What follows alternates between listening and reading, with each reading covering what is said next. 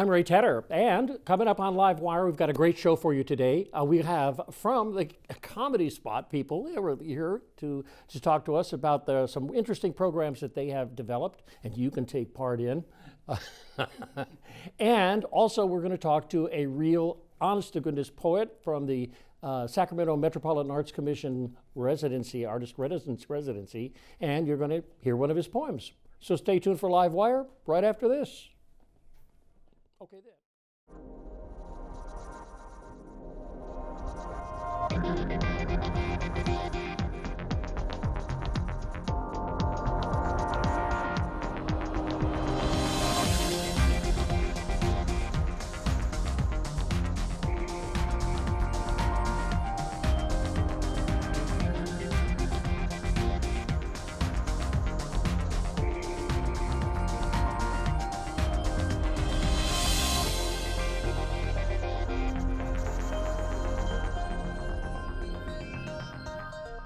We're live again. I'm Ray Tatter with LiveWire, and here is Brian Crawler, the founder of something called the what? Sacramento Comedy Spot. Sacramento Comedy Spot. And also this gentleman here who is Mr. Coleman, and he is from the very same place. The same place, yeah. Exactly. I was trying to get you guys to laugh. You know, you guys are too tough. You're a tough audience. We're very stiff. We're very nervous, I think. That's what's happening. Nervous to be on TV? You know, you stand up in front of a live audience and saying, make me laugh. Yeah, usually there's people, and but there's still people here, I guess. Yeah. Yeah. No, those I just discount everyone in the room. They're still people.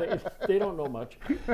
So at any rate, tell me, you were walking down the street one day and you thought, dang, I think I'll found the Comedy Spot. Yeah, we started off as a sketch comedy group. Now, I was just talking to Nick about this. I think you actually have, maybe in your archives someplace, us doing a sketch in like 2004 or 2005. Yeah. And we started off as a sketch group, and there were no other comedy theaters in town. There was just Punchline and Laughs Unlimited, and they did stand-up. So we all got together and we started the Comedy Spot just as a place to do alternative comedy, like improv, sketch comedy. Yes. And then we founded that in 2005, and we've been around ever since. Now, sketch comedy is where you learn the lines. Yes, yeah. I try not to do those shows because it takes more skill than I have. So. Yeah, I know it. Memory is a hard thing. Oh, it's a real, yeah. As I get older, too, it's worse. So. And this guy is a videographer, so you've incorporated videography or filmmaking with this comedy routine and comedy things. Yeah, I've been at the Comedy Spot since about 2012 and doing sketch and improv and also filmmaking on the side, and we finally decided to blend the two into a short comedy film program. Wow, this is really great. Yeah, I think it's fascinating, and so people, you can actually go there and see comedy. I want to let you know that. We're going to talk a little bit about programs that you can take part in, like learning how to be funny. We try that. No, that works. No, it does work. You can actually find the funniness in some people. Yeah. Well, yeah, that's the other part of the business. So it's, we do all our shows, but then we also have a full training center with improv, stand-up, sketch, and then now we have the whole film program also. This is good. We're going to tell people that, but we're also going to tell them before we tell them that. We're going to tell them where you are, where you is. Yeah, so we have our main showroom location. That's at 1050 20th Street. So it's Midtown, 20th Street between restaurants all around. J&K, yeah, great entertainment all around. Is Marika still there nearby? I don't think Marika? so. It just closed. Oh. Yeah, closed up shop recently. But there's tons of stuff. There's other stuff that's still open. Well, I know. It's so rare, you get Bulgarian food or whatever. Yeah, that place was very good. Yeah. Oh, well. And then we have a second location at 915 T Street. That's our training center. So that's where we have all of our improv, stand-up, and video classes. And video classes, because you can learn how to direct comedy, right? Yeah. Yep. So why don't we go through this as the way they've written it here for me to. Yeah, sure, yeah. Now it says here, FemFest. Oh yeah, so we also we have a bunch of events every year. So it starts off every year. It starts off with FemFest. So that's a 3-day event. That's just a celebration of women in comedy. So every show is the entire cast is all women comedians, and for that weekend we also have our Our producers are both women, Betsaida LeBron and Melissa McGillicuddy. Our bartenders are women. The front of house staff are all women. So it's just all the tech workers, all the volunteers are all women across the board. So, Right. Okay. yeah. So and this is when this is going to happen. This happens March 20th through the 22nd. So it's coming up fast. You can get but you can get online to find how to get to you. Absolutely. And also more information about this other than the ones that we're going to touch on. Yeah, saccomedyspot.com, saccomedyspot.com/femfest. So Sac Comedy Spot. Yep, .com. SacComedySpot.com. Wow. Yeah, that's Yeah. a thing. Okay, well, let's go to the next one here on the Yeah. agenda. Video 101. That's coming up. Yeah, we're currently in the second round of the class. It just started last night. The next round will start Tuesday, April 21st. The class is from 7 to 9-ish. And it's for the beginning filmmaker. We basically go over film grammar, different shot sizes and the way they edit together, and we look at comedy films. And we get up and we practice shooting pre-written material, so you don't have to have any experience writing or directing. That's kind of the purpose of the class, is the directing. But you don't have to come and bring any material. We have the material for you, and we change it periodically. And the final project is something that will be premiered at the actual Comedy Spot, which is something that you don't see offered a lot, to get Absolutely. a live audience feedback for your video. Yeah, training, and then you go home and Yeah. Yeah, that's it. Yeah. But to have a showing is really kind of important. You know, I think it says, it says, you know, all right, you did this, and now we can show it to a public.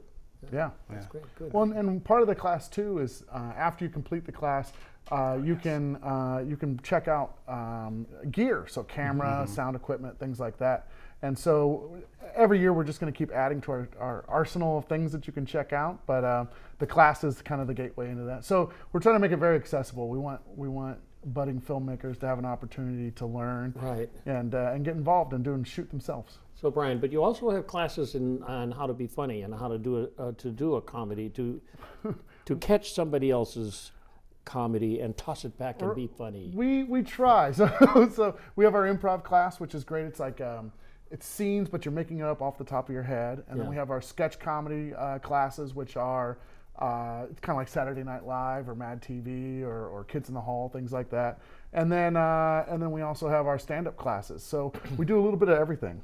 This is great. Yeah. I think it's fascinating. And so, there's a minimum charge for that, and people enjoy themselves. And also, I think it's life-changing to be able to do improvisation. You really find a place in your brain that keeps the energy and the language going. Yeah, our classes are so much fun. Yeah. We try to keep them really accessible too. So $155 for an 8-week class. You meet every week for 8 weeks for 2 hours, and the classes are always really full, and you meet people and hang out, and everybody exchanges numbers and they become friends. I mean, there's people at the Comedy Spot that have met in classes and gotten married, and now they're having kids and things like that. So that's great. Well, let's have some look at those people, okay? Can we look at those, and maybe you can help us, sir? Sure, you got it. Okay. Oh, that's Jack. He just completed the Video 101 program. He's been at the Comedy Spot for a while. Very funny guy. He is the director of the Friday Night Show. The Friday show that I used to be on, and I should know the name of it. I see.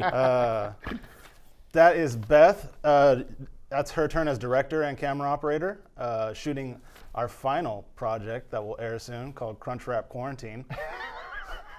Do you write all the scripts to these too? I do. Yeah. It's a lot of fun. And they also learn things to be, they also learn how to be a script supervisor, a line producer, operate the clapper, and what that means, taking notes on the best takes to help the edit in the end. We try to go through the whole process of making a short film, because an indie filmmaker really should know how to do everything, even act in front of the camera. You don't have to act in the class, but if you want to, it's encouraged. Otherwise, we'll bring in outside talent, because we got plenty of that. That's Jack goofing around. Yeah. We also do have a lot of fun.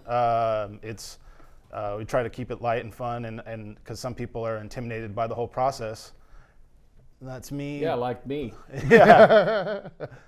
It's me pushing Jack. There's a whole lot of Jack. I think I got these pictures from Jack. That's It looked like you were just pushing him across the room. Yeah. That had nothing to do with the class. Yeah. There's another actor. This is actually a commercial we shot. I took advantage of the whole setup to shoot a commercial for the class to teach them how to shoot. That's great. in the class, so that's a lot of fun. That's really convenient, by the way. Yeah, right. Brilliant. Yeah. There's somebody being funny in the background.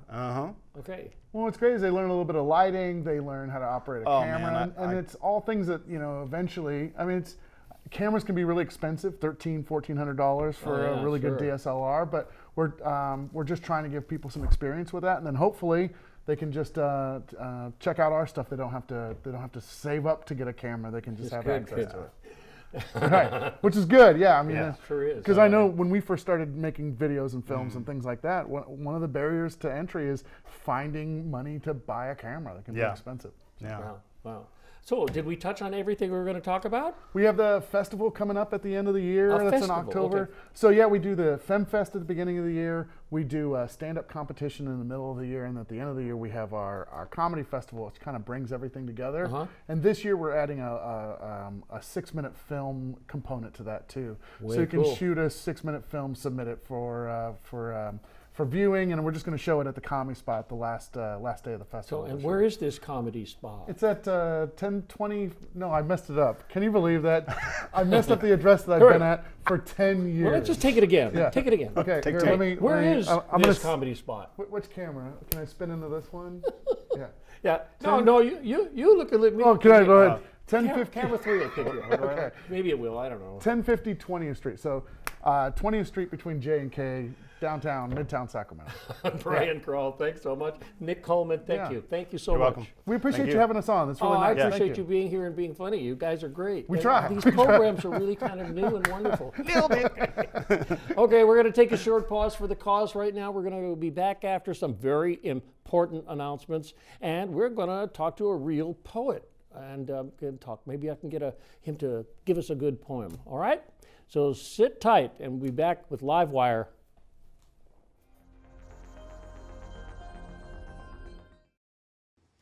Hey, you going out like that? Yeah, why? Well, what would the neighbors think? I see you! Come look at Mr. Feather. Look what I have. Mr. Bird, remember? Bark, bark, bark. We're just playing. We're just playing on trying to get you out of here. Even still. You don't have to be perfect to be a perfect parent. There are thousands of teens in foster care who don't need perfection. They need you. I tell people I have 3 kids, one of them's adopted, I just don't know which one. I can't imagine having to be in a birth mother's position to make that choice. You know, I was kind of just asking her, what is your motivation? Why are you doing this? And she looked at me and she said, because you can give my son a life that I could not. We always tell her, thank you. He is such a blessing to us. Every day is just a ray of sunshine from him. So we're Chanda and Brian, and we chose adoption.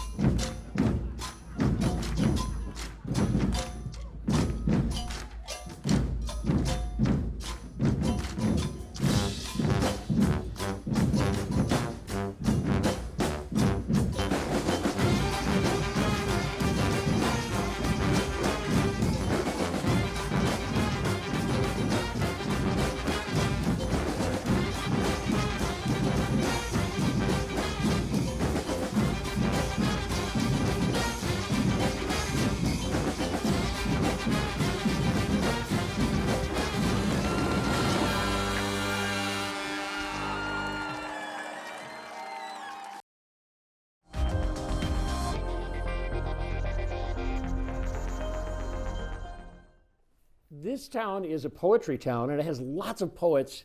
And with me in the studio is, and his nom de plume is, and yes, which he can explain maybe later in the show. And I really want to introduce him. He's an award-winning poet, and this is so wonderful. This is a poetry award. You know, this is usually given to guys about 40, 45 years old who just whipped their guys, another guy in a ring, right? This is That all sounds I've about ever right. seen this before, but it's really a wonderful award. Yeah, no, thank you for having me on. This is the Grand Slam Poetry Championship, and the short story behind it is there was a month-long tournament in 2018 for the National Poetry Slam. I'm part of a team called SAC Unified Slam, and we have slams every third Friday over at Luna's, and I won, and this is my way of kind of advertising for the poetry scene as a whole, so I have this lovely little belt. Okay, what my question also is you also won a residency from the Arts and Cultural Center. Yeah, so I put in a grant. There was a grant proposal. Previously, I had gotten the Sacramento Creative Economy pilot program in 2018 as well. And this time around, I figured maybe I should go for this artist in residency thing. It's brand new. I love brand new programs. So what I'm going to be doing is going into the George Sim Community Center. It's in South Sac off of Elder Creek. It's a beautiful community center. It is. It's huge, and they have all sorts of amenities. And I'm going to be teaching one of their first, if not their first, arts program there. They have a lot of like physicality, but yeah. And it's going to be centered around mental health and poetry. Mental health and poetry, absolutely. And, you know, there is a connection between those two. You know? Well, poets, many poets have, worked their way out of some pretty tough mental problems. Yeah, and for me, I'm going to be working alongside a program called Project Semicolon, which people may have heard of. It's a national, international organization based around suicide awareness. And here's the thing. People hear poetry and they hear mental health and they go, oh, that sounds like a fun time. No, it can be. Exactly. I love to keep things light, especially when you're talking about mental health. I have major depression. I've had major depression my whole life. And a way that I've learned to deal with it is actually through a sense of humor and a sense of levity to it. Yeah. Yeah, so absolutely. I'm kind of passing on the lessons Well, I've learned. it sets it aside from, being inside here and moving itself around. It sets it aside and makes it something funny. Exactly. Wow. Amazing and good. It's a very good thing to bring up. Is this poem you're going to read today about this? Yeah, it's depression taken from the aspect of a pro wrestling match. Pro wrestling match is what we're talking about. You know, right? It was kind of ironic or pre-planned. Who knows? One never knows. But yeah, it's a pro wrestling match between me and my depression, and it's got a few twists and turns into it. This is great. And the reason I said we're a poetry town because we have a poetry center, and then places like Luna's where there's a lot of good poetry reading. And there's so many different spots. I've known people who've lived here for 20 years, and they have no idea that spoken word or poetry exists in the city. And it's a shame because we have a beautiful scene. There's Speak Out Sacramento that happens at the Colonial Cafe. There's Luna's. There's Mahogany over at Queen Sheba. All sorts of places around here. And like, for instance, we have two poets who are representing the city of Sacramento at the Women of the World Poetry Slam. Oh, this is great. Yeah, I got to help coach two of them. Who are they? Do you remember? They are Jeanette Sem and Stacy G. Stacy G. And they're going out there to basically represent Sacramento and represent their art and represent who they are. International basis. Yeah, This is and great. I actually got to do a similar competition called the Individual World Poetry Slam just recently in the past year. This is great. Yeah. All good. And there's like at the Poetry Center on Monday nights is an open reading. Yeah, You and they also can have a actually slam go that's take going your on. poem, and if you've got the Hunes, go out there and read your own poem. No, and they have a wonderful, I believe it's a quarterly slam that they do. They just started doing with That's Sharon right. and Len, and yeah. And they do a publication.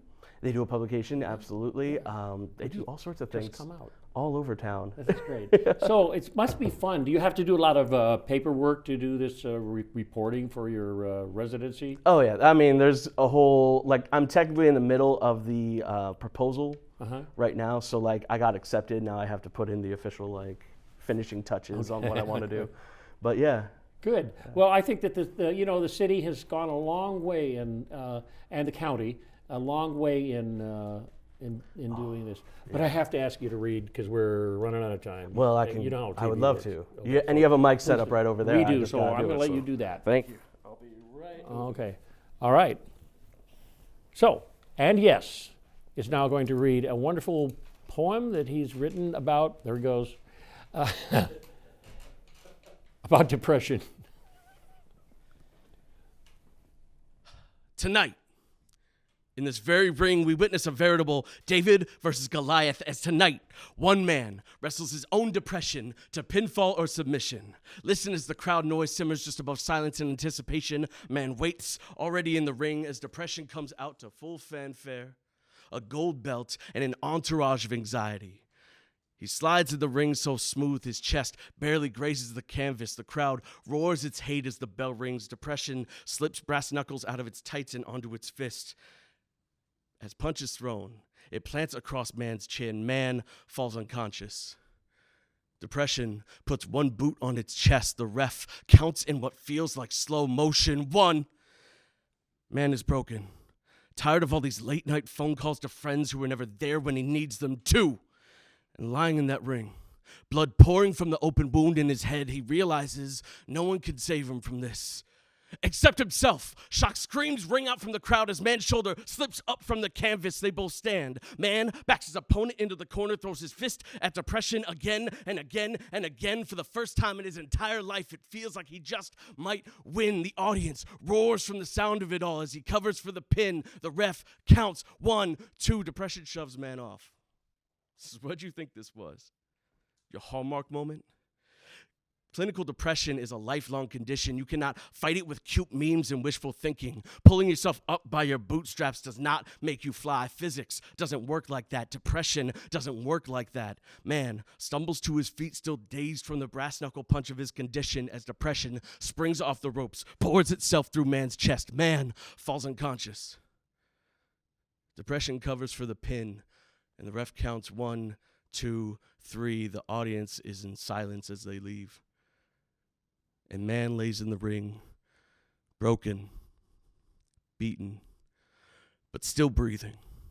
And in the morning, he laces his boots for the day's fight to come, and he knows he won't win. But that's not the point. The point is someday he's going to learn how to fight. Thank you. Bravo. Come on back over here. Let's talk.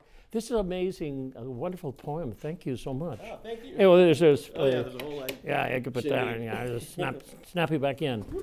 Good. So this poem that you've written, this has to do with something in your life, and I think that's a good place to begin poetry, right? Yeah. It's something that, since I was a kid, I used to analyze myself and my mental health. I didn't even realize I was writing poetry at first. I was just writing to express myself, and then my brother Frank came in with a whole bunch of poetry books. He said, "So this is what you're doing. You should probably study it." This is great. Yeah. This is good. A helpful brother. I wish I had a couple of those.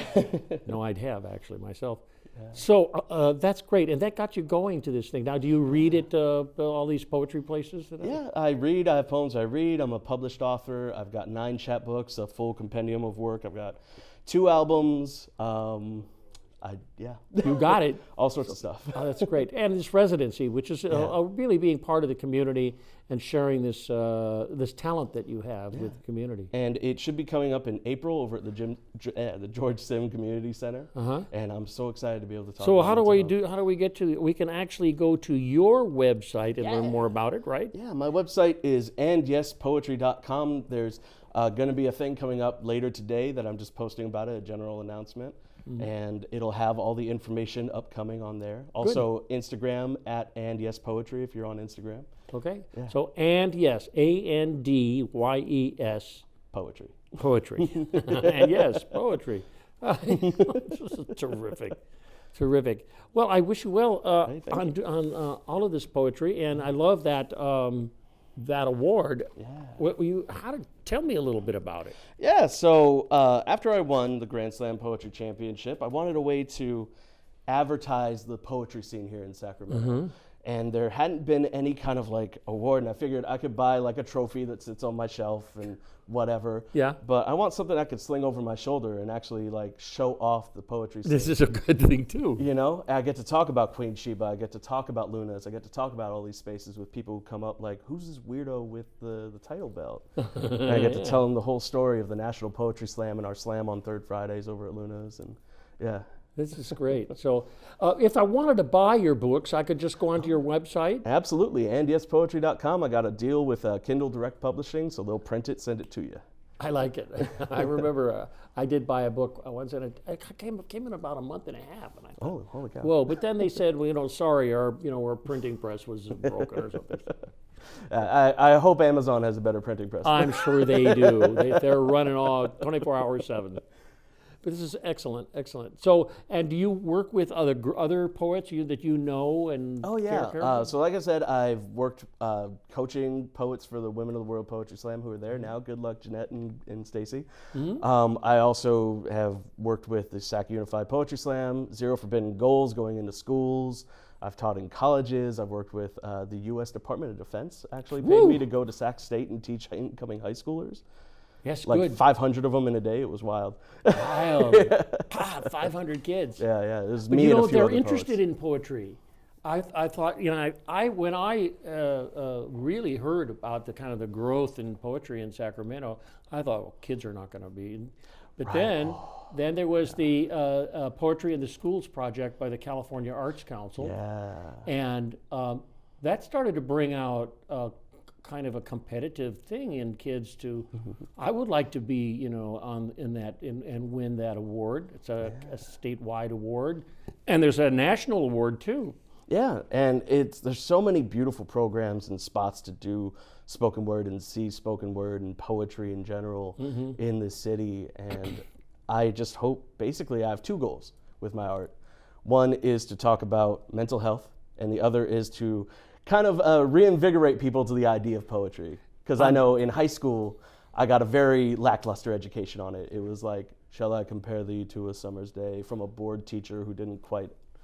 Bored teachers, yeah. Yeah, and it's not the teacher's fault. Like, teachers are overworked, not trying to blame the teacher. But at the same point, that wasn't a great introduction to poetry, and I know plenty of people who've had that, so I'm trying to fix it. Well, during my time at school too, a very same thing, that we didn't really have it, but they weren't very excited about poetry. Yeah. But there it is, and yes, that's this guy talking to me, and he is going to have his residency in District 6, which is what is it going to be at? So it's the George Sim Community Center, big beautiful community center off of Elder Creek in South Sac. South Sac, okay, good. And so we can jump right online and get to you at andyespoetry.com. Yes, sir. Thank you so much for coming to talk to me thank about you for it. having Okay, me. give me 5. Good. And keep writing. Oh, absolutely. Keep speaking. I'll try to. Poetizing. Is that a word? I don't know. It will be now. All right. We'll see you next week. LiveWire, live at 5 with people like this wonderful fellow. So stay tuned.